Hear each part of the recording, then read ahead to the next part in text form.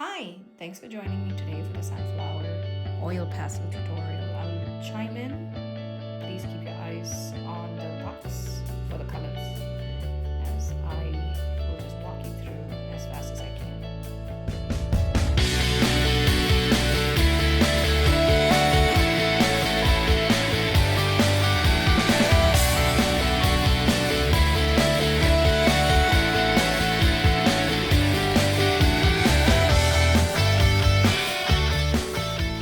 Long strokes, not yet started blending in, just going down the same color scheme using black and brown for the pollen area.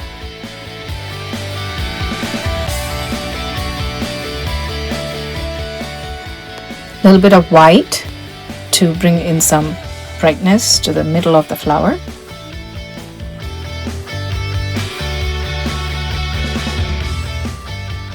So starting to move on to the leaf and different shades of green with some red in the middle to just add some shadow to the leaf.